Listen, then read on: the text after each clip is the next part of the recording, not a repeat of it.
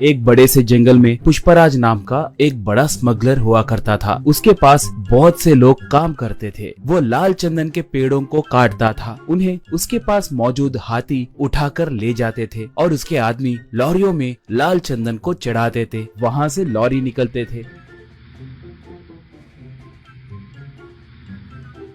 वहाँ पर चेकपोस्ट के पास मौजूद पुलिस वाले भी पुष्पराज के ही आदमी होने के कारण उनकी जांच करे बिना ही वो लोग लॉरियों को छोड़ देते थे। ऐसे उसके जुर्म का साम्राज्य बहुत फैला हुआ था।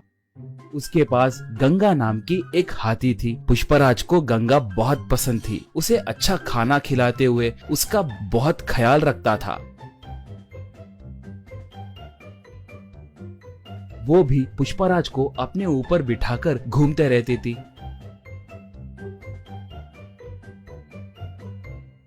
पुष्पराज आसपास के गांव में भी बहुत दान करता था।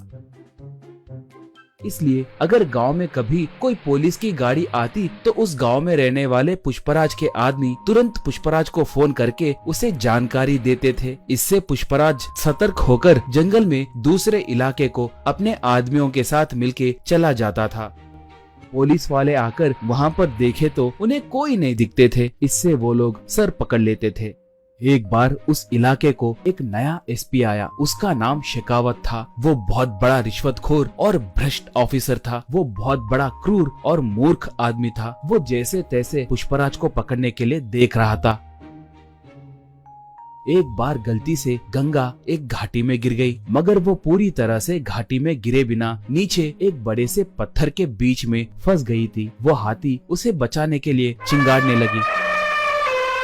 उसके चिंगाड़ को सुनकर पुष्पराज और उसके आदमी वहां पर आए। वो लोग गंगा को देखकर उसे कैसे बचाना है कहकर सोचने लगे। पुष्पराज तब, अरे इसे बचाने के लिए हमारी ताकत बस नहीं होगी। इसके लिए एक जेसीबी को लाना होगा। वो अब कहाँ पर होगा? उसे अब तुरंत लेकर आइए, कहा। एक तब, पुष्पा भाई, उस जेसीबी के मालिक का घर पुलिस स्टेशन के बिल्कुल बगल में ही है। हम अब उसके लिए गए तो बहुत खतरा होगा। पुलिस वाले हमें पकड़ सकते हैं। हम अब गंगा को छोड़ दिए तो ही अच्छा रहेगा। हमें वहाँ पर जाने के लिए हिम्मत नहीं है भाई, कहा। पुष्पराज उसे एक खींच के मारकर, गंगा के लिए मैं चाहे जितना भी दूर जा सकता हूँ। आप नहीं गए तो मैं ही जाकर उस जेसीबी को लाऊंगा। इसके अंदर आप लोग रस्सियों को तैयार करके रखना, कहा। ऐसे वो बाइक को लेकर गांव में आया। उस जेसीबी वाले से पूछकर जेसीबी को लेकर निकला।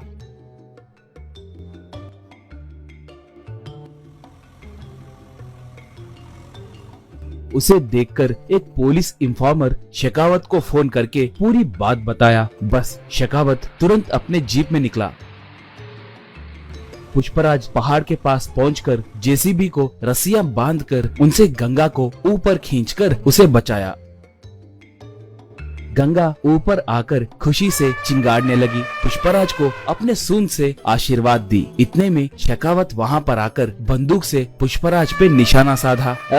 शराफत से सरेंडर हो जाओ, वरना ये बुलेट तुम्हारे भेजे में घुसेगी, कहकर पुकारा। उसे देखकर पुष्पराज के आदमी मारे डर के वहाँ से भाग गए। पुष्पराज तब, मैं तुम्हारे बारे में बहुत कुछ सुना हूँ। तुम्हारे जैसे निठल्लों को मैंने बहुत देखा है। मैं तुम्हें सरेंडर हुआ तो भी तुम मुझ पर केस डालकर मुझे जेल में नहीं डालोगे कहकर मुझे अच्छे से पता है। मुझे एनकाउंटर करोगे कहकर मैं जानता हूँ, कहा। शेखावत तब, सही कहा, तुम बहुत समझदार हो। मैं तुम्हें एनकाउंटर करने के लिए ही आया हूँ। तुम्हें टपका दिए तो मुझे 10 करोड़ रुपए मिलेंगे। चुपचाप भगवान की याद करो, यही तुम्हारे आखिरी क्षण है, कहा। बस गंगा एकदम से उस पर वार की। सूंड से उसके हाथ में के बंदूक को दूर फेंक दी। उसे अपने सूंड से पकड़कर जमीन पे जोर से पटकी। बाद में उसे उसी घाटी में फेंक दी। इससे उसे छुटकारा मिला।